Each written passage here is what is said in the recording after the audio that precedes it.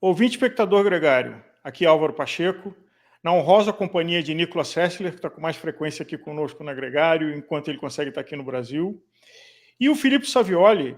E atenção, Filipe Savioli e Filipe Savioli são primos. O Filipe Savioli, nutrólogo, já esteve conosco várias vezes, inclusive um dos campeões de audiência da Gregário é o Peso Potência, com o Filipe.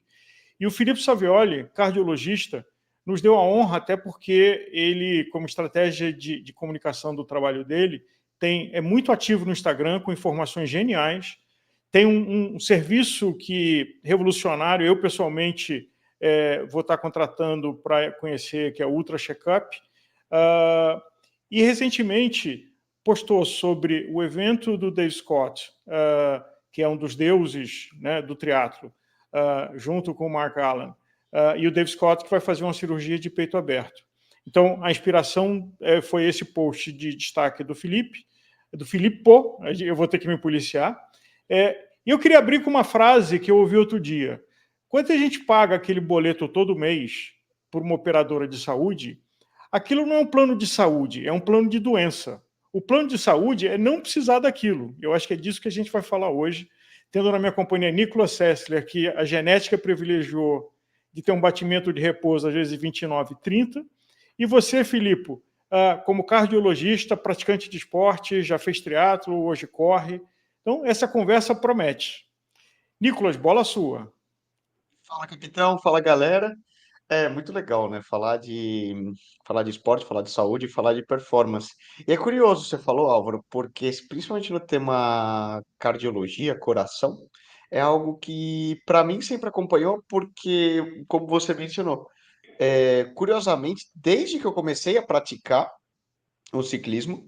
Eu lembro já desde 13, 14 anos, quando eu comecei a olhar um pouco mais, né, para essas métricas de frequência cardíaca e tudo, meu batimento basal sempre foi muito baixo.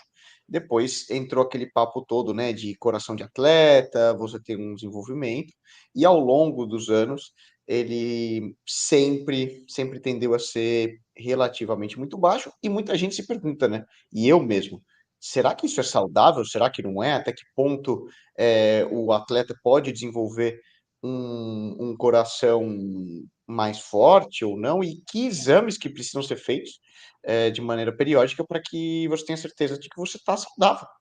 A gente escuta muitos casos, né? Você mencionou ano passado, a gente teve também, especificamente no ciclismo de estrada, um ciclista belga da equipe Visma Lease Bike, o Nathan Van Hooydonk, que depois do Tour of Britain fez um exame periódico e descobriu que ele tinha um problema cardíaco no qual ele tinha que deixar o ciclismo, né?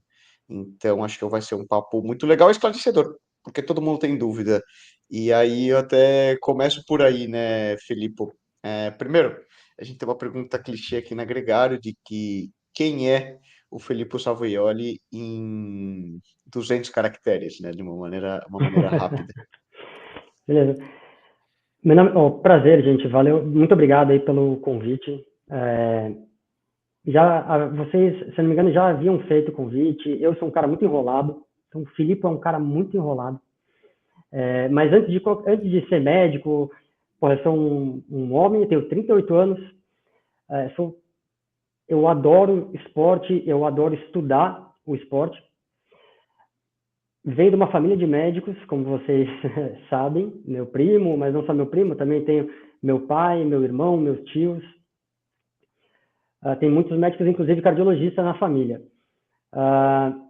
Bom, então a cardiologia sempre veio de família, né, de pequeno, de criança, e o esporte também, de criança e da adolescência. Comecei pela natação, fui para a corrida, para o triatlon e voltei para a corrida. Confesso que não sou um bom ciclista, sou um baita de um medroso. Meus pacientes, eu tenho uns pacientes muito fortes, muito bons do ciclismo e eu tento fazer uma troca. Pô, me ensina a descer uma ladeira sem ter medo, sem frear, que a gente vai fazer uma troca boa aí. Realmente, eu sou um cara muito medroso. Mas sou médico, sou cardiologista. Antes de fazer cardiologia, fiz clínica médica, fiz cardiologia e fiz uma subespecialização em cardiologia do exercício. Depois segui para o mestrado, onde concluí essa minha formação acadêmica. trabalho hoje em dia com gerenciamento de risco, basicamente. Gerenciamento de risco de pessoas, de atletas e não atletas, pessoas que querem começar a prática de atividade física ou que já fazem há muito tempo, atletas que querem melhorar o seu tempo de prova ou melhorar os seus níveis, seus valores aí de performance, e atleta profissional que quer cada vez chegar mais longe. Esse sou eu. Filipe, começando por uma coisa básica, o coração é um músculo também. Eu tive uma experiência que, por uma questão de saúde, eu tive que ficar no gancho 5 semanas e senti a minha musculatura do corpo perder força porque eu fiquei internado e tudo mais. Mas, curiosamente, o meu batimento basal não mudou muito, ou praticamente nada. Como músculo, o quanto o coração tem um condicionamento e perde condicionamento na mesma forma que o músculo do braço, da perna, os músculos aparentes, digamos assim? Beleza, ótimo, ótima pergunta. O coração, sim, ele é um músculo. Ele é um músculo inervado, né? Eu vou tentar sempre falar aqui para vocês de uma forma que fique compreensível. Então, ele é um músculo que ele é alimentado por nervos, por um sistema nervoso chamado sistema nervoso autônomo, que se divide em sistema nervoso simpático e parasimpático. Isso é muito importante, porque isso daí já explica um pouco o que o Nicolas introduziu falando da frequência cardíaca de baixíssima ali, de menor do que 30 às vezes. Que é justamente o aumento do tônus desse sistema nervoso chamado sistema nervoso parasimpático, que é o que a gente treina quando está em cima da bike, quando está nadando, quando está correndo nas ruas. A gente está sempre estimulando o sistema nervoso simpático e a recompensa é o aumento do tônus parasimpático. O destreinamento, que é um pouco disso que você estava falando, Álvaro, muscular, esquelético, periférico, é diferente do destreinamento do músculo cardíaco. De fato, a gente consegue destreinar o coração, a gente consegue reduzir o efeito fisiológico do exercício no coração, e muitas vezes esse é um artifício para fazer diagnóstico de algumas condições. Aí deixa eu entrar numa condição aqui. A principal causa de morte súbita em atletas menores do que 35 anos no mundo, excluindo a Itália, mas no mundo inteiro, excluindo a Itália, é uma doença chamada miocardiopatia hipertrófica. Então, ela causa hipertrofia do músculo cardíaco. Ela causa, então, um engrossamento, um espessamento do músculo, que é o coração, do miocárdio. Uhum. Poxa, mas o exercício também faz isso. Por exemplo, levantamento de peso olímpico faz isso. Muitas vezes, o ciclismo pode causar isso, o triatlo pode causar isso. Como que eu vou conseguir diferenciar? Deixa eu só concluir, Nicolas. Como que eu vou conseguir diferenciar se isso é um remodelamento secundário ao exercício ou se é uma doença que está causando uma hipertrofia no músculo do coração? Uma das estratégias, e a pior estratégia para um atleta, mas é uma estratégia razoável para o médico, é falar para o atleta: vamos ter que destreinar esse coração. Para por 4 meses e vamos te reavaliar. A musculatura atrofiou, entre aspas, reduziu, ok? Era só o remodelamento do coração de atleta. Não, ela não reduziu, ela continua hipertrofiada, então esse remodelamento não tem nenhuma relação com o exercício. Provavelmente pode ser essa doença que a gente está falando, miocardiopatia hipertrófica. Isso que você descreveu, essa hipertrofia do coração, seria o que a gente pode chamar também de coração de atleta? O coração de atleta, ele é o remodelamento de todo o sistema cardiovascular se apresentando numa pessoa que faz atividade física sistematicamente. Então, o que acontece? A primeira coisa que a gente vê em um coração de uma pessoa que faz exercício físico, vamos falar do aeróbico agora. sistematicamente, de forma crônica, de longo prazo, regularmente, é a queda da frequência cardíaca. É a primeira coisa. Então, muitas vezes, as pessoas mandam mensagem para mim falando: poxa, doutor, eu descobri que eu sou bradicárdico. Será que isso é um problema? Bradicardia nada mais é do que a redução da frequência cardíaca. É a frequência cardíaca baixa para os valores normais. Normais. Ok? E o que seriam normais, só para informar o nosso ouvinte, o que é o normal? Para não atletas, a gente considera acima de 60 até 100.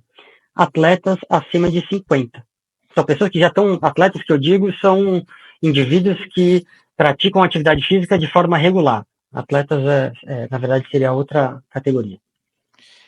Falando em frequência, uma questão que quase sempre quando você fala com não atletas, ou até com as mães, esposas ou maridos de atletas, é de falar assim: nossa, você fica fazendo atividade física, levando seu batimento a 190, a 180, e que até tem bobagens que aparecem aí de que cada um de nós tem um crédito de batimentos na vida. Então você vai gastando créditos e você tem X bilhões de batimentos durante a sua existência. Então você bate muito, vai... Assim, o que você comentaria sobre essas duas coisas? Primeiro, se existe um suposto crédito de batimentos, cada coração tem um número X de batimentos que consegue fazer na vida, e se ao praticar atividade esportiva e estar em condições de batimento mais alto, isso gera uma não saúde. Ótimo. Se eu tivesse no meu Instagram agora, eu responderia de outra forma. Mas eu preciso ser polido e vou respeitar os seus ouvintes e vocês. Não existe essa de você tem um crédito e você vai consumindo durante a vida. Isso não faz o menor sentido, na verdade, até porque a gente está falando, vamos supor que isso tivesse um mínimo de plausibilidade. A gente tem 24 horas em um dia, vamos usar um dia. Você treina a menor parte do seu dia. Sei lá, você treina, vai 2 horas por dia. A maioria das pessoas, isso é até muito, treinar 2 horas por dia, para a maioria das pessoas. Então, você treina 2 horas por dia. São 2 horas por dia que você está justamente ativando o seu sistema nervoso simpático para causar o efeito posterior de ativação, de aumento do tônus parasimpático. Então, inclusive, a gente sabe que a atividade física, nas próximas, aeróbica, quando realizada, nas próximas 18 horas, vão causar redução da pressão arterial, reduz o batimento cardíaco, pode reduzir a temperatura corpórea. Isso tudo são elementos que mostram atividade parasimpática. E até por isso que a gente recomenda atividade física aeróbica para os pacientes que são hipertensos ou que estão com risco ali de desenvolver hipertensão. Bom, não faz o menor sentido esse raciocínio de créditos de batimento cardíaco. Lembrem sempre disso.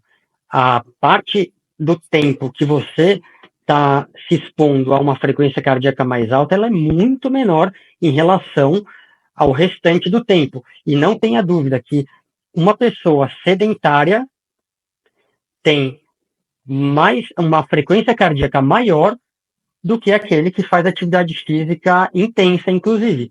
Então, né? Então, poxa, essa pessoa fala isso sem olhar para o valor absoluto, das 24 total, horas. Das 24 então, horas. Nas 24 horas, uma pessoa sedentária vai ter mais batimentos do que uma pessoa que pratica uma atividade intensa 1 ou 2 horas por dia. Por isso não faz o menor sentido esse raciocínio. E nosso coração não é uma bateria. Ele não tem uma validade, né, de quanto isso. usa. Agora, Felipe, como atleta profissional, e são recomendações, por exemplo, do Comitê Olímpico Brasileiro, das federações internacionais, nós somos obrigados a passar por uma bateria de exames periódicos, anualmente, por exemplo, um ecocardiograma em esforço, e cada 2 anos, por exemplo, um eletrocardiograma todo ano, e um ecocardiograma cada 2 anos, né? Que seriam exames que a gente faz. Qual a importância de quem pratica atividade física de fazer esses check-ups periódicos? Poxa, Nicolas, isso é uma discussão extremamente importante, que se leva a todas as sociedades de cardiologia do mundo. Aí eu estou falando das principais: Sociedade Brasileira de Cardiologia, Sociedade Europeia e a Sociedade Americana de Cardiologia. É um tema muito discutido, que vem lá de muitos anos atrás, quando veio uma lei na Itália. E olha só, há muitos anos atrás, na Itália, indivíduos sedentários, indivíduos atletas com maior nível de atividade física morriam mais do que os sedentários, ou aqueles que não praticavam atividade física.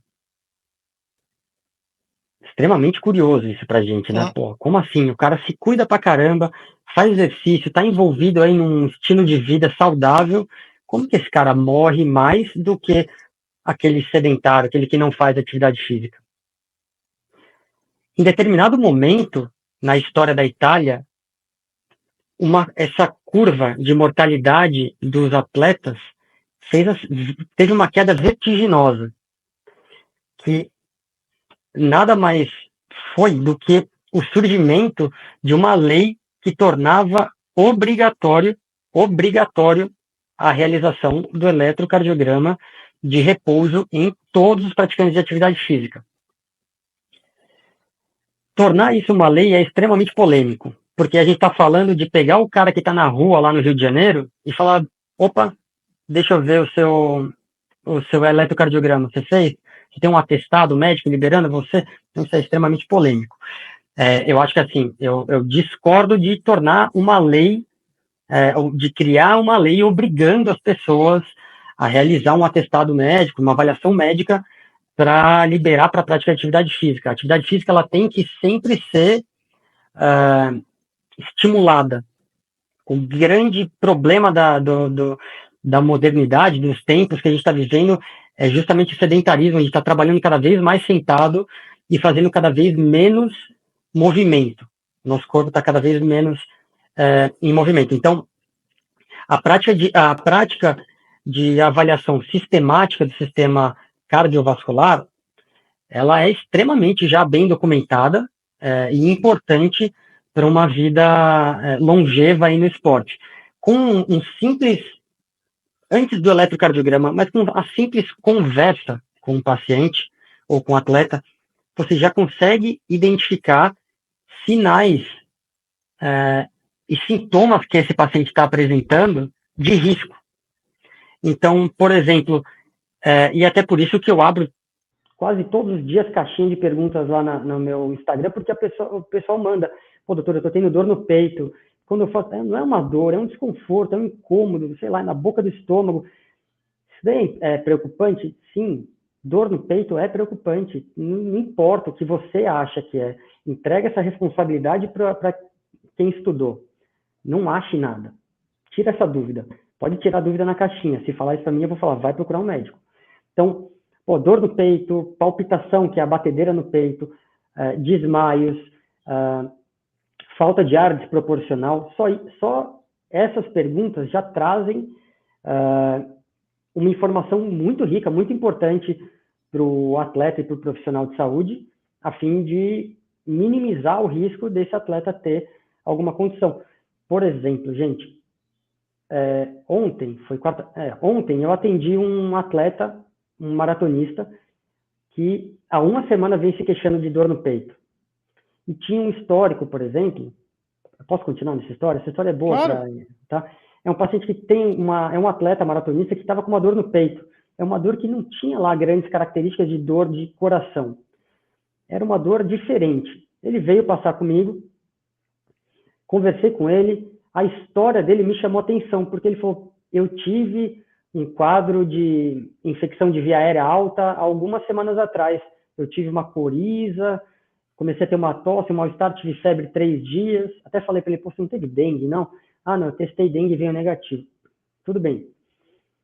Vamos deitar ali para eu te examinar. Examinei ele, a ausculta do coração estava normal, pressão normal, os pulsos, todos normais. Fui fazer o eletrocardiograma. No eletrocardiograma, já identifiquei uma alteração típica de quem tem uma condição chamada pericardite, que é a inflamação do músculo, desculpa, a inflamação do pericárdio, que é a membrana que reveste o coração. É um saco que reveste o coração.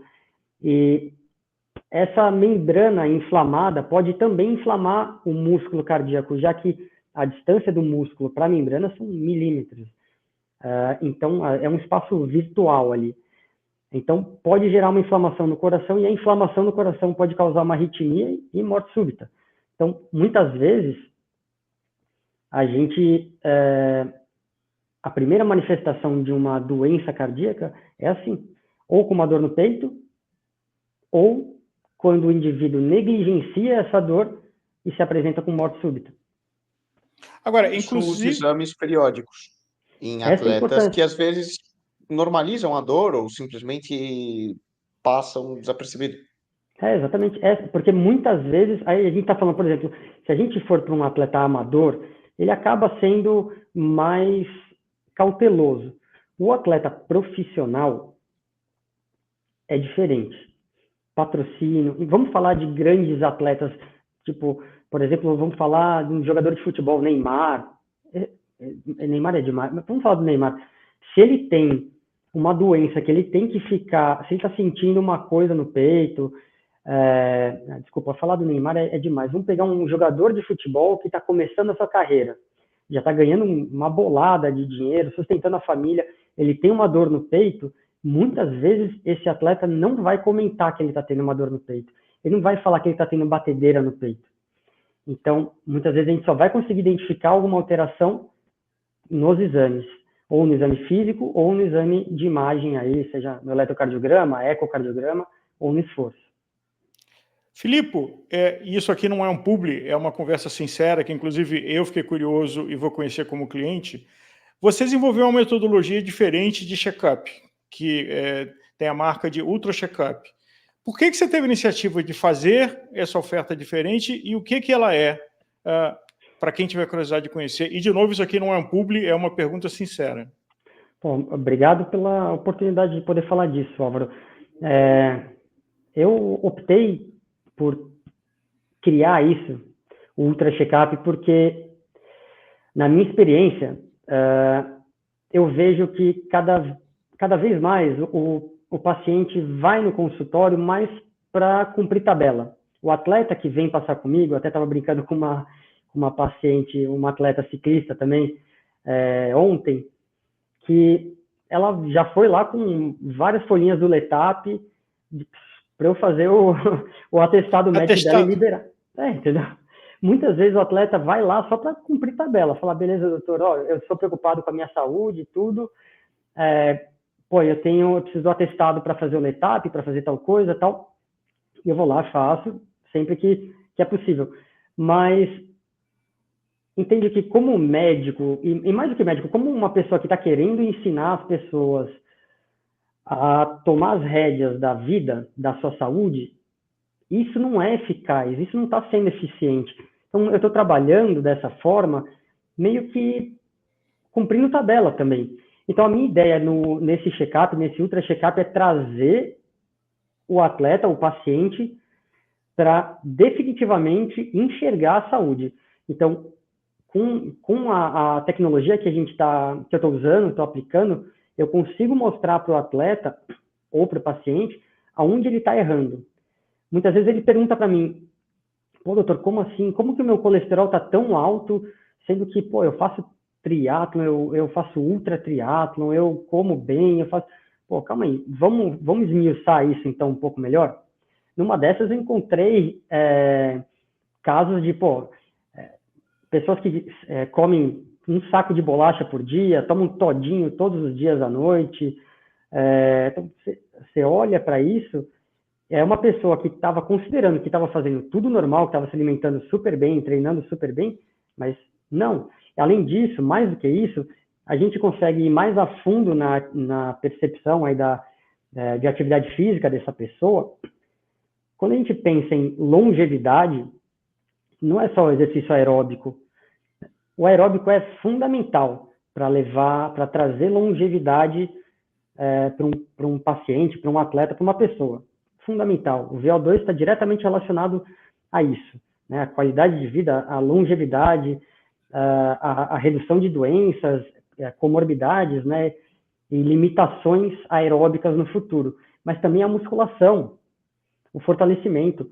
A gente sabe que idosos com mais força nos membros inferiores é um idoso mais independente. Então, eu falo isso para os meus atletas e para os meus pacientes que já estão chegando ali nos seus 60 anos.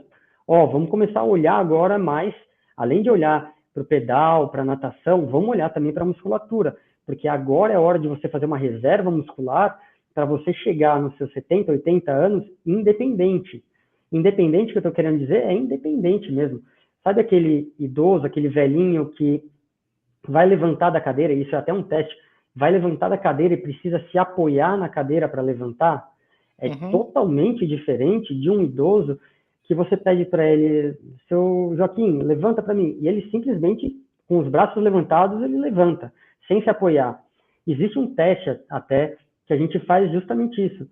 Levanta 5 vezes da cadeira para eu ver como que está a sua força muscular. Essa força muscular está diretamente relacionada com a longevidade, com a independência, e é muito fácil de enxergar isso. Imagina um idoso que escorrega no banho. Se ele tem força na musculatura, ele consegue travar ali e até mesmo força no braço para se segurar em alguma coisa e não cair. Agora, aquele idoso que não tem força, escorrega, cai, fratura o fêmur, interna no hospital, pega uma pneumonia e aí já sabe qual que é o desfecho. Então, é isso. Filipe, eu com 62 anos, meu coração não é igual ao do meu neto de 2 anos. Que cuidados, isso é uma coisa que outro dia eu ouvi e não tinha passado pela minha cabeça, de que os órgãos também, coração, pulmão, fígado, rim, ficam menos capazes com o passar do tempo, até porque é estresse de uso de funcionamento. Que cuidados alguém que passou dos 50, ou qual seria o número, que exige um pouco mais de atenção e cuidado para que esse órgão, e vamos falar especificamente do coração, funcione o máximo possível da expectativa de vida? Quais são os cuidados? E que esse cuidado e essa poupança vem de muito antes do que 50 anos, né? Essa poupança vem de quando a gente é jovem. E então a gente já está enxergando mudanças no comportamento da sociedade que vai fazer a gente chegar numa idade mais avançada com uma maior qualidade de vida e maior independência. Basta a gente olhar, por exemplo, Álvaro, os seus pais, lógico, pode ser que eles sejam fora da curva também, né? Mas vamos olhar para os nossos pais, assim, o que eles enxergavam como saúde e como qualidade é totalmente diferente do que a gente olha hoje em dia. Eu vou usar um exemplo mais fácil. Eu tenho uma menininha de 2 anos de idade, minha filha. É uma guerra, porque minha mãe fica doida para dar doce, para dar. Putz, minha mãe vai escutar isso, mas ela fica doida para dar brigadeiro, dar doce. Eu falo, mãe, para que você vai dar doce para ela agora, sendo que ela tá super feliz comendo uma maçã, comendo uma banana, comendo uma uva, ela fica doida comendo tâmara. Para que você vai dar um brigadeiro? Não é bom, isso daí não é saudável. Então, esse começo de conversa começa lá no começo, então lá na sua neta de 2 aninhos. E aí que começa a fazer essa poupança. Lógico, a gente aqui em casa não é nada paranoico, mas, pô, vamos mostrar para ela primeiro o que é saudável, que também é gostoso, pô. Lá na frente, você acha que ela vai escapar de comer um brigadeiro? Não vai escapar de mexer no celular, por exemplo. Paciência. A gente usa, é uma ferramenta do dia a dia. O cuidado que a gente tem que ter, e aí hoje em dia o que eu vejo de mais importante é a atividade física, e aí recomendação da sociedade atual, né, da Sociedade Americana de Cardiologia, que a gente também incorpora essas orientações da OMS também, são de 150 a 300 minutos de atividade física aeróbica de moderada intensidade. Então, a gente está falando de 30 a 60 minutos de atividade aeróbica 5 vezes por semana, tá? Ou de 75 a 150 minutos de atividade física aeróbica vigorosa. E só para o nosso ouvinte, entre moderada e vigorosa, vamos dizer, você falou que o batimento de 60 a 100, então a moderada seria o quê? Um batimento de 100 e a vigorosa seria um batimento de 150? Nunca a gente vai poder usar valores absolutos. E aí, isso é uma coisa extremamente importante, Álvaro. A gente sempre vai ter que usar percentuais, porque a gente precisa entender quem é o nosso atleta. Perfeito. Então, todos os atletas, todo mundo que está escutando, nunca se compare com seu amiguinho do lado. Nunca, nunca, nunca, nunca. Pô, o Nicolas está falando ali que tem frequência de 30. Outro atleta profissional vai falar que, pô, eu tenho 40 de frequência de repouso. Você não é pior do que o Nicolas. Não é. Não é. Isso não se compara. Assim como frequência cardíaca máxima também. Alguns indivíduos, pô, eu já vi, eu posso dizer de, por exemplo, atletas do triatlo profissionais aqui do Brasil que têm frequência cardíaca máxima mais alta do que atletas amadores, também muito fortes, mas atletas amadores do triatlo. Então, atletas amadores podem ter frequência cardíaca mais baixa, máxima, né, mais baixa do que atletas profissionais. Mas para dar uma reverência, por exemplo, a gente poderia dizer de que se eu consigo conversar enquanto eu estou na atividade é moderado, se eu não consigo mais conversar é mais forte? Pode ser uma métrica? Pode ser uma métrica, sim. E aí eu acho que é a melhor métrica, na verdade, que é a percepção de esforço, né? Isso eu acho, eu não sei se o Nicolas usa, eu vou passar para você, então. Não sei se o Nicolas usa, se você também usa, mas essa é a melhor métrica para mim, é a percepção de esforço associada à frequência cardíaca, porque, e só no número, não. Essa questão que você comentou, Álvaro, do teste de fala, né, de você falar e perceber as zonas de frequência e a percepção de esforço, isso é fundamental, inclusive, e é assim que a gente usa mesmo, né, eu consigo falar, eu consigo cantar uma música, ou já não consigo mais. Isso é fundamental para a gente, inclusive, prescrever reabilitação cardíaca numa população que não tem acesso a essas métricas que a gente tem. E essas métricas seriam as zonas de intensidade do treinamento, né? Uma coisa que eu acredito que a grande maioria do pessoal que aqui está escutando está bem habituado. Nós já fizemos até vários programas no Gregário falando sobre as zonas de treinamento e tudo. Agora, também acredito que uma pergunta que surgiu dessa recomendação, Felipe, que me veio à cabeça na hora, e acredito que todo mundo aí, que você que está escutando também pensou nisso, beleza, mas o que passa dessa recomendação saudável, que eu acredito que é grande parte do pessoal que nos escuta, e eu com certeza, passa dessa recomendação de atividade física, tanto moderada como vigorosa, todas as semanas, e por muito. E aí? E há muitos anos, né? Há muitos anos, exato. Caixão e vela já, vela preta, já pode. É um pé na cova e outro na casca de banana, né? Não, pelo amor de Deus. Exato. Não, pelo amor de, pelo amor de Deus, não. Isso entra na individualidade, e não me entendam como um cara em cima do muro, porque eu não sou um cara em cima do muro. Mas a gente não tem essa resposta. Sendo sincero e sendo claro, objetivo, não existe uma resposta de um limiar de a partir desse volume, dessa intensidade, vai dar zebra no seu coração. Isso não existe. Sim. A gente sabe, a gente sabe que o exercício faz muito bem para a saúde, diminui risco de uma série de doenças cardiovasculares, como infarto, derrame, arritmia, pressão alta, colesterol, diabetes, câncer e várias outras doenças. é uma curva que a gente chama de curva em U, ou curva em J invertido. Curva em U. Essa curva em U, ela funciona assim. No ponto mais alto dessa curva, está uma pessoa que não faz exercício e está lá exposto ao risco máximo de ter diabetes, colesterol, infarto, derrame, todas essas coisas que eu falei. Com o passar do tempo, essa pessoa começa a fazer atividade física. E aí, esse mínimo que a gente comentou agora de atividade física de orientação da American Heart Association, que dá 15 minutos de atividade física intensa por dia, já diminui o risco desse paciente ter infarto, derrame, AVC, todas essas doenças. Quanto mais ele vai fazendo, mais próximo lá da ponta do U, do final da curva inicial do U, esse paciente chega. Chega em determinado momento ali, que a curva começa a subir, que o U começa a subir de novo, né? O risco volta a aumentar. O risco volta a aumentar.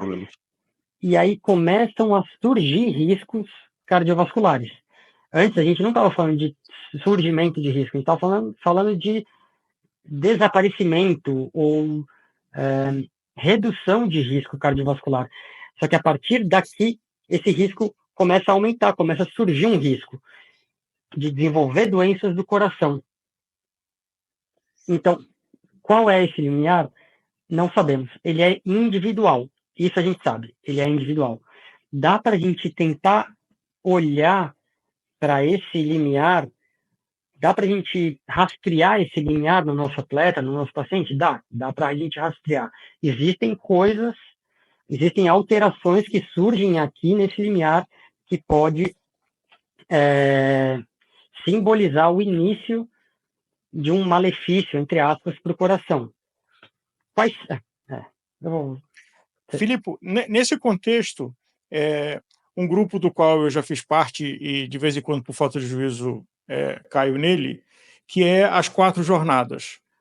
Então, de ser um amador com ambições de alta performance. Então, eu tenho uma vida profissional ativa, eu tenho uma família que eu prezo por ela, eu tenho atividade física e tenho sono, mas só tenho 24 horas. E resolvo fazer 15 horas por treino por semana. Vai ficar coisa para trás. O quanto esse é um quadro de risco? Apesar de eu estar fazendo um volume de atividade e vendo o meu batimento basal até reduzir eventualmente, o quanto esse é um quadro de risco? No U que você mencionou. Isso, entenda que isso eu vou responder como uma opinião própria, né? Porque não existem estudos que pegaram essa população e estudaram essa população, que são os atletas amadores, vamos falar aqui do Brasil, são os atletas amadores que são pais, são avós, trabalham 10 horas por dia, acordam 4 horas da manhã para pedalar, voltar para casa, tomar um banho e trabalhar 10 horas, voltam para casa, vão fazer mais uma musculação, uma corrida, uma natação, chegam em casa, dão banho no filho, cai na cama, dorme 10, 11 horas da noite e já está 4 horas da manhã de novo acordado. Esse cara a gente não sabe. A gente não sabe. Mas o meu ponto de vista, quando eu... E esse é o perfil de pessoa que eu atendo no meu consultório. Tem que ficar claro. Um dos pratinhos da vida vai cair. Um pratinho vai quebrar. A gente não consegue ficar equilibrando todos esses pratinhos. Um dos pratinhos que mais quebra é o do relacionamento. O relacionamento familiar, com a esposa, com a filha, com o filho. Muitas vezes esse é o primeiro que cai. Aí depois vem a saúde, depois vem o trabalho, e aí depois vem o esporte. Porque os pilares da nossa vida são social, convívio social. Sem convívio social, acho que a nossa vida nem faz muito sentido, eu acho. Então aqui eu estou dizendo família também, amigos, parentes, tudo mais. Sono, é crucial, e isso daqui é uma das coisas mais banalizadas por esse perfil de atleta: alimentação e atividade física. Eu digo que o sono é o mais banalizado porque essa vontade de estar inserido num esporte de alto rendimento, como o ciclismo, como a maratona, a corrida, como o triatlo, invariavelmente vai fazer com que você peque nesse ponto. Invariavelmente você vai ter que acordar de madrugada. Se você trabalha, né, obviamente, se você entra às 7, sai 5, 6 horas, tal, vai ter que acordar lá umas 4 horas da manhã para fazer o seu giro, voltar para casa, tomar um banho, e isso demanda tempo. Então, acho que o primeiro ponto é que a maioria dos atletas desse perfil pecam é aqui no sono. E aí, quando a gente está falando do sono e de riscos, Álvaro, poxa, não tem nem o que falar. Assim, o sono hoje em dia é super estudado e a gente já sabe que ele está diretamente relacionado a risco cardiovascular. Sono e coração estão intimamente relacionados. Como? Cérebro e coração, eu explico. Cérebro e coração estão intimamente relacionados. Vamos explicar do sono e do coração. Por que eles estão intimamente relacionados? Quando a gente tem um sono eficaz, um sono de qualidade, um sono em que a gente atinja ali as boas métricas e mais do que isso, que a gente tenha uma qualidade, quando acorda disposto, com energia, sem estar cansado, sem estar exausto e sem passar o dia bocejando, a gente tem um sono bom. O ciclo circadiano funciona normalmente, você tem energia para correr, para treinar, para pedalar e para viver sua vida. E isso vira um ciclo super positivo, porque cada vez mais você usa o sono para recuperar sua energia.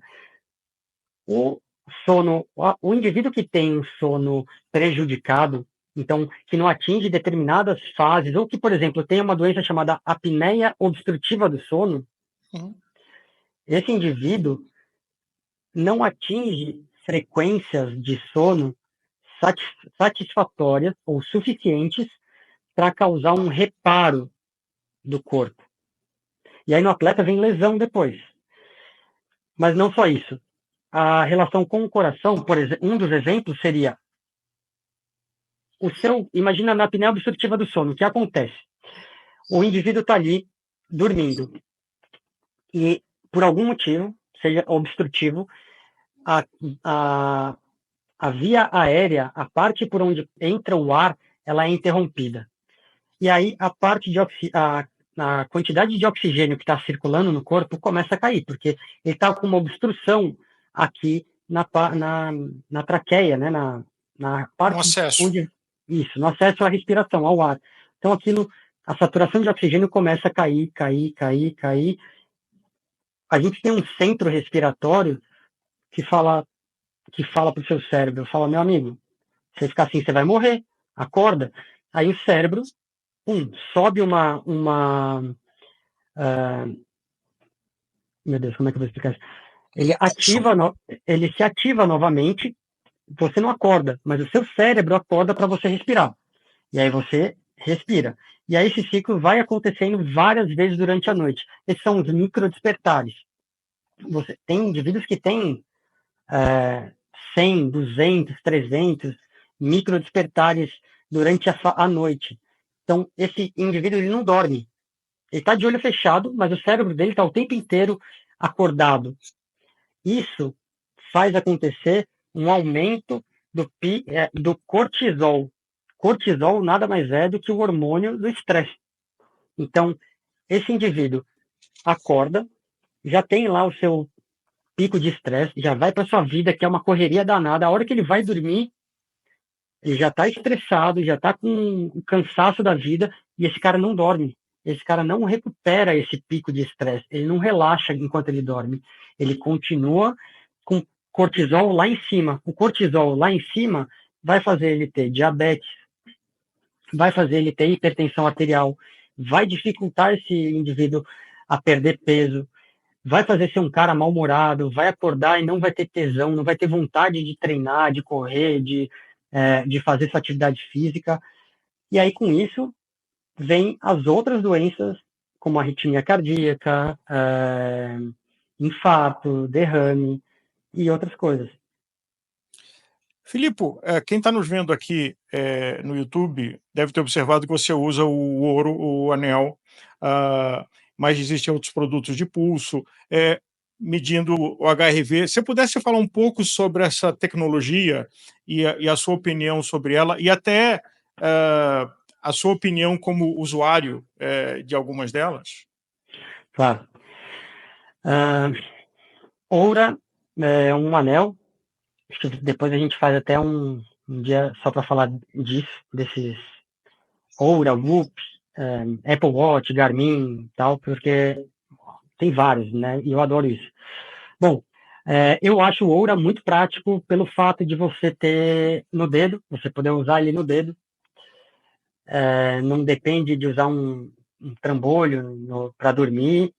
E aí você acaba tendo uma aferição melhor e mais bem acurada em relação aos outros, porque, por exemplo, o relógio pode causar ali pode escapar um pouquinho e dificulta a leitura do pulso.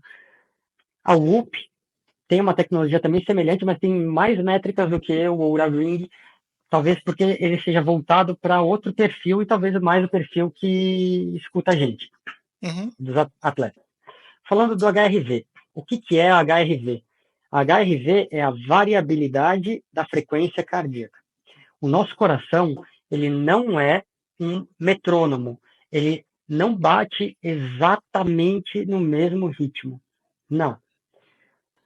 O nosso coração tem batidas rítmicas, sim, mas essas batidas rítmicas têm variações que são medidas em milissegundos, que são extremamente importantes.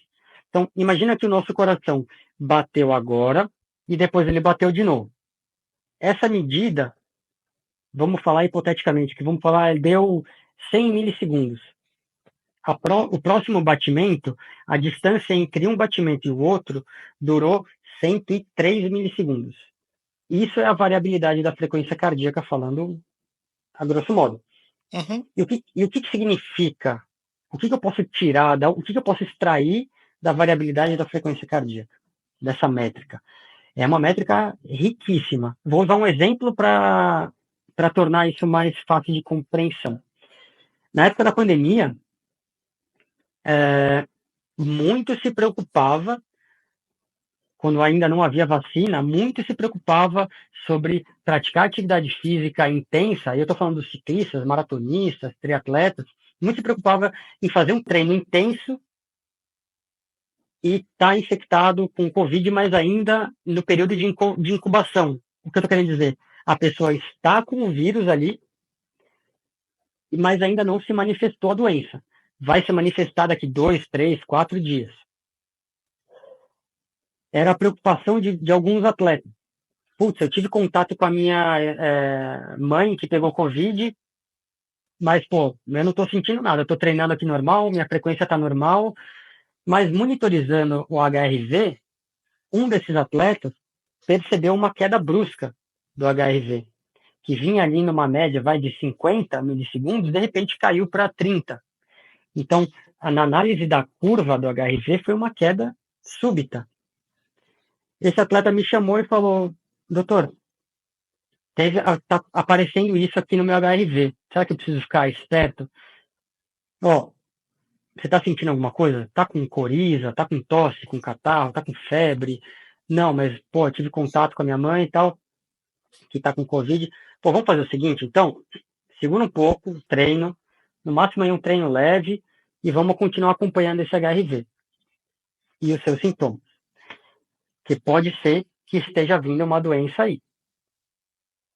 2 dias depois, doutor, você é bruxo, não é possível. Não sou bruxo. Foi a análise do HRV, que essa queda brusca mostrou antecipadamente que vinha ali uma infecção, obviamente, muito mais provável ser Covid, já que eu havia tido contato com a mãe que estava com Covid, e fez a gente tomar uma decisão de vamos tirar o pé nos treinos agora um pouco, porque pode ser que venha uma infecção ali na frente.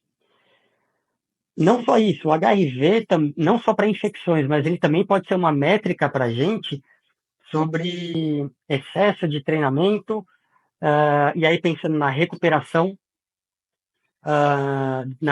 desse atleta. Então, às vezes, para olhar melhor, serve como uma métrica para eu olhar de forma mais específica para esse atleta e falar, pô, você não está pronto para fazer um teste de FTP hoje, por exemplo. Pô, vamos deixar para amanhã. Descansa hoje, vamos deixar para amanhã o FTP. Mas para isso, porque uma vez eu fui criticado por um treinador que eu gosto muito e é muito competente, muito estudioso também, e hoje eu concordo com ele. Às vezes dá o poder para o atleta de, toma a decisão que você quiser baseada no seu HRV, às vezes não é a melhor saída. Então, ensinar o atleta a tomar as decisões de vou treinar ou não vou treinar, baseado no HRV, não sei se é uma boa saída, não sei se é uma boa solução. Para tomar sozinho. Para tomar essa decisão sozinho. Eu usaria mais, se eu fosse um treinador, eu usaria mais para a tomada de decisão em relação ao polimento, ao treino pré-prova, a recuperação desse atleta, ou nesses cenários de, vamos fazer um teste de FTP, hoje não, deixa para fazer amanhã, senão vai ficar muito subestimado. São muitos fatores a serem levados em considerações, né? A gente tem que olhar que, no final das contas, uma métrica como um HRV, uma própria frequência cardíaca em repouso, são ferramentas que vão compor um todo, né? Análise, como você comentou, né? Mesma coisa de um exame ou o próprio questionário pode te dizer muita coisa já sobre o caso clínico de cada um. Eu acredito que a utilização desses wearables, né? Como eles chamam em inglês, é isso, uma ferramenta a mais, que se bem utilizada pode ser muito interessante, mas não pode ser o único guia, né? Às vezes a gente se perde nisso. Exatamente. Muitas vezes eu vejo pessoas muito paranoicas mesmo, em olhar, putz, eu não dormi bem. O cara tá cheio de energia, sabe? O cara acordou super disposto, olhou lá no Apple Watch, no Garmin, sei lá, olhou e falou, epa, não dormi tão bem assim não. Porra, Mas como tem que não? ser dita, né, Felipe? A gente estava até falando offline. Infelizmente, esses aparelhos ainda não são muito precisos. A margem de erro é muito grande. Né? Eles têm Exatamente. uma série de limitações na leitura e análise. Então, a gente tem que olhar aquele número. Olha, eu já vi N atletas, né? Ele acorda, nossa, falou que eu dormi mal hoje. Eu falei, cara, mas você deitou às 10 e acordou às 8 da manhã. Você dormiu 10 horas. Tem uma coisa que aconteceu comigo que virou um elemento de angústia, porque eu queria... O que eu posso fazer para aumentar a minha qualidade de sono? Mas é uma coisa que você não faz assim de ligar uma tomada. Então, toda vez eu olhava, eu estou dormindo mal, estou dormindo mal. E aí, numa coisa de buscar performance competitivo, virou um elemento de angústia para mim, de que eu falei, eu quero dormir melhor, eu quero dormir melhor. Aí você entra num loop que isso só piora. Então, eu parei de usar. Boa. Isso aí, cara, é o que eu falo também para os atletas. Desintoxica disso, cara. Sai um pouco. Porque vira uma paranoia de uma métrica que não faz o menor sentido. Pô, se que você não controla diretamente, é um conjunto de coisas de médio prazo, não é? É isso. Vou botar álcool agora para desintoxicar uma semana. Você não melhora seu sono em uma semana, porque você está num pacote de vida. Né? Então, e até por isso, voltando lá no... É por isso que eu comentei lá atrás que eu sou fã da percepção de esforço. Eu acho que um bom atleta precisa conhecer muito bem o seu corpo. Pô, eu tô falando essas coisas, mas pelo amor de Deus, não me entendam como... eu tô falando isso, mas eu tô usando o Oura Ring, né? Não é hipócrita. É curioso, né? Mas até não porque, pode pegar fora de contexto, né? Até porque, tipo, eu não sou um atleta e nem sou um bom atleta. Então, eu acho que um bom atleta conhece super bem o seu corpo a ponto de falar, devo estar no meu Z2 agora. E olhar e falar, beleza, tô mesmo no meu Z2, sabe? Tô no meu Z3 agora. E olhar e tô no meu Z3. O que importa não é ficar olhando aqui para a frequência, é entender o corpo como que ele tá funcionando. E aí até entra uma coisa que eu queria já aproveitar para falar para todo mundo. Eu sei que se a gente puder estender, vamos estender. uma coisa que eu queria até falar para todos vocês, usem a cinta cardíaca. Se vocês querem usar frequência cardíaca como uma medida para mensurar o seu treinamento, para prescrição, para entender o seu treinamento, usem a cinta cardíaca. Não adianta ficar assustado com frequência cardíaca alta se você não usa frequência cardíaca. Por que eu estou falando isso? Esses dispositivos que a gente usa para monitorizar o nosso treino, nossa frequência cardíaca, velocidade, passada, distância e tudo mais, eles não são precisos. A frequência cardíaca ela é medida nos relógios por uma técnica chamada fotopletismografia, que é uma emissão de uma luzinha, que é essa luzinha verde que tem atrás dos relógios, e tenta captar o pulso, a passagem ali do sangue em um vaso. Os relógios não são capazes ainda 100%, não são capazes de identificar na corrida ou na bike, por exemplo, o que é o pulso cardíaco, a passagem do sangue e o que é uma batida física. Fica mais claro para um corredor ou para o cara da mountain bike. O cara da mountain bike tá batendo assim, o relógio no pulso, o relógio não consegue identificar o que é batida física do relógio e o que é o pulso mesmo.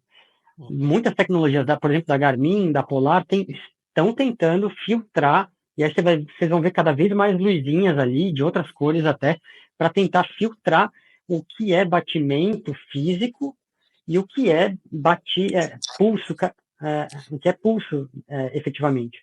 E acho que tem uma outra menção, quando eu usei o Whoop, por exemplo, de que para ele ser mais preciso, ele tinha que estar desconfortável no pulso. Ele tem que estar realmente muito firme, e você ficar com uma coisa realmente muito firme 24 horas no seu braço, incomoda. Então, na hora que eu deixava ele mais confortável, ele perde a eficiência, porque ele está balançando ali, enquanto que ele tem que estar firme. Então, acho que essa é uma coisa da técnica que talvez o anel seja mais efetivo, porque ele tem um nível de firmeza mais constante do que uma coisa que você fica travando o seu punho, né? Isso, e até quando a gente tenta orientar assim, o atleta a colocar esses relógios, se você colocar ele muito folgado, vai ter essa questão da batida, e se você colocar ele muito apertado, como a gente está falando da mensuração do pulso, do fluxo sanguíneo, você pode limitar o fluxo sanguíneo ali. Sim. E dificultar a captura dele e aí a mensuração da frequência cardíaca.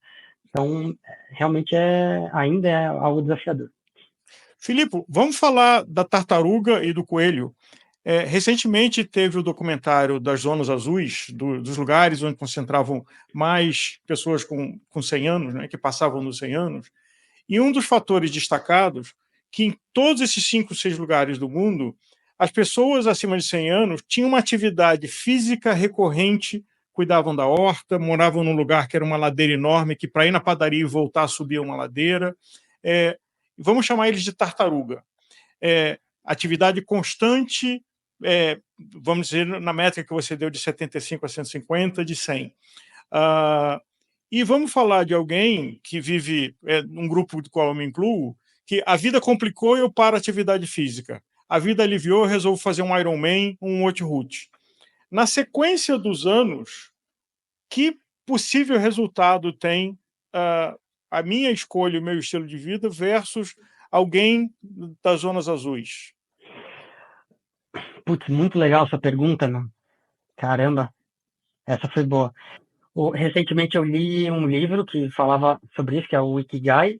Não sei se vocês já leram. Ainda não. Que fala justamente sobre da cultura japonesa e fala das zonas azuis e justamente do comportamento dos indivíduos que viviam ali naquele território que eram os grandes centenários.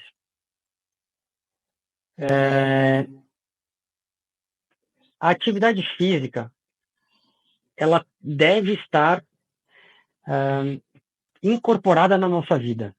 Ela deve fazer parte da nossa vida. O nosso corpo ele foi feito para estar em movimento, para mexer. para movimentar, não foi feito para ficar parado. Esse comportamento que a gente tem hoje em dia, e eu me incluo nesse, mesmo que do seu comportamento, Álvaro, é um comportamento da vida moderna. Eu não tenho tempo agora, eu não consigo, eu não vou conseguir treinar direito agora, eu vou fazer o que dá para fazer. Ou às vezes eu não vou fazer nada, às vezes eu vou parar, porque agora eu preciso cuidar da Da empresa, família, do da trabalho. família, isso. Isso é um comportamento da sociedade atual, da vida moderna. O comportamento das tartarugas é um comportamento constante, que coloca o corpo numa atividade física diária constante e sempre numa intensidade até moderada. Ora, tem uma intensidade, mas na imensa maioria das vezes a intensidade é de leve a moderada. Então, pô, não, sacanagem falar que tipo, capinar um lote é moderado, né? Mas é moderado. Que não é algo intenso. Lógico que você fica cansado e tal, mas em relação à sua frequência cardíaca, você está sempre ali levando um estresse moderado para o seu coração. E isso a longo prazo, sem dúvida, é mais saudável do que colocar o seu coração a altas intensidades, a frequências altas, de forma constante ou irregular, como é o que a gente faz. Nesses cinturões azuis, além desse componente do exercício, também tem, obviamente, a gente precisa deixar isso muito claro,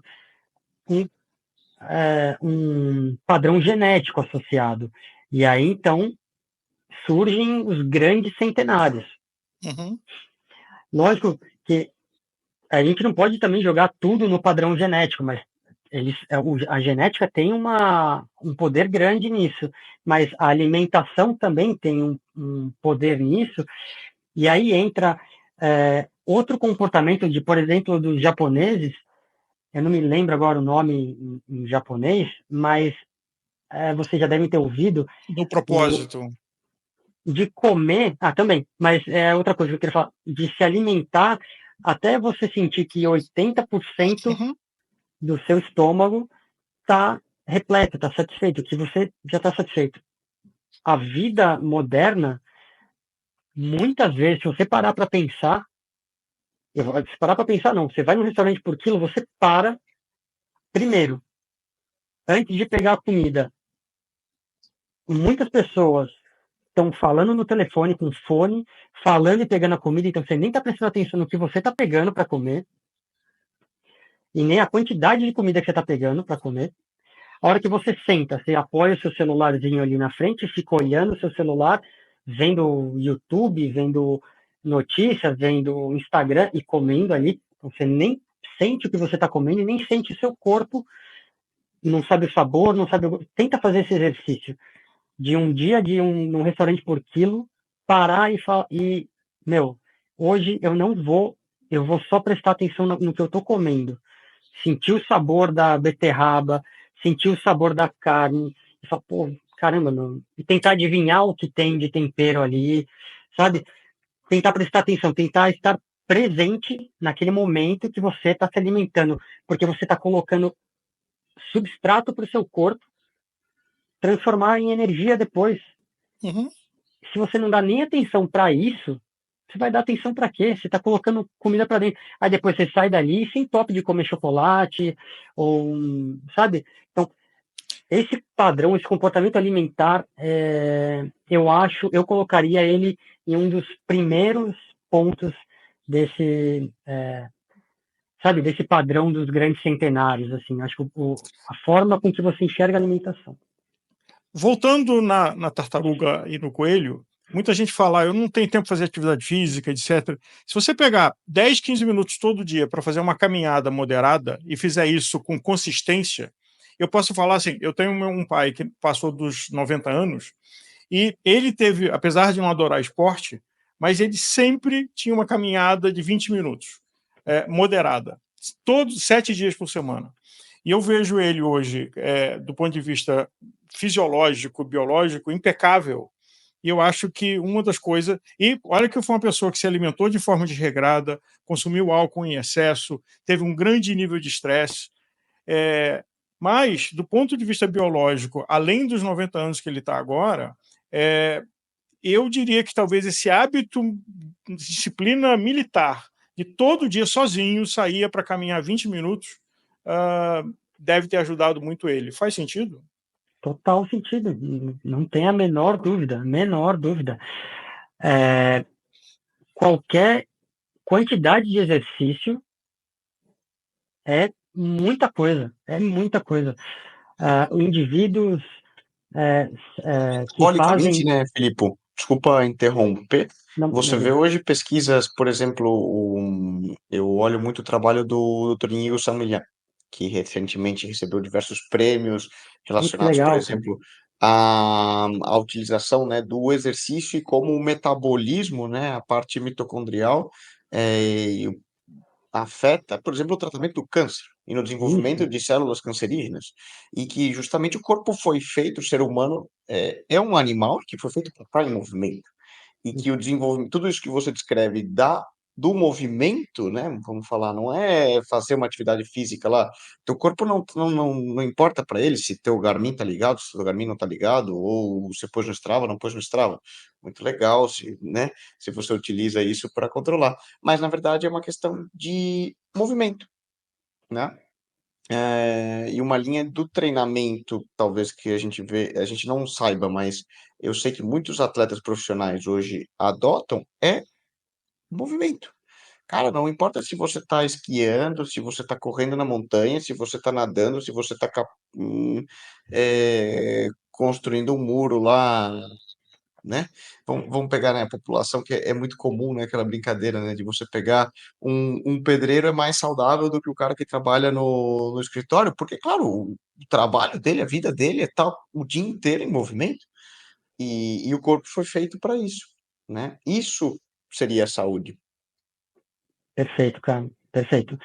Saúde, para mim, é isso, é movimento. Muito legal que você citou o professor Íñigo San Millán, hein, meu? Caramba, pesada essa citação, hein? Esse é, no momento, Esse, né, acho que na comunidade do treinamento, caramba, fisiologia, esporte e sim. saúde também, né? Uma das pessoas mais respeitadas. Ah, sem dúvida, sem Vou dúvida. aproveitar aqui, Felipe, por favor. Claro. Não, você quer mencionar alguma coisa? Não, tô aqui à disposição. Vou aproveitar aqui, porque a gente falou de muita coisa, mas ainda tem muita coisa para a gente falar. E, Felipe, eu espero que você aceite o convite de outras voltas, de outros assuntos aqui na Gregário. Um privilégio ter você aqui conosco, na companhia do Nicolas, que às vezes a agenda dele dificulta a presença, então é um momento importante para os nossos ouvintes e para nós aqui da Gregário. E te agradecer muito a tua disponibilidade, Felipe, de estar aqui conosco. A gente falou de plano de saúde, a gente não falou só de coração, a tua autoridade, a tua capacidade técnica. Então, muitíssimo obrigado em nome dos nossos ouvintes. Poxa, eu que gostaria de agradecer, Álvaro, Nicolas, a todos os ouvintes. É um prazer poder passar isso. Por muito tempo eu me escondi, nunca fui muito de ficar falando assim em público, mas enxerguei a importância de colocar o conhecimento do exercício, do esporte e do coração para toda a população. E, poxa, mais nobre do que o que vocês fazem não existe, no meu ponto de vista, que é levar informação para as pessoas. E, pô, eu fico muito feliz de vocês terem me escolhido para falar isso. Obrigado.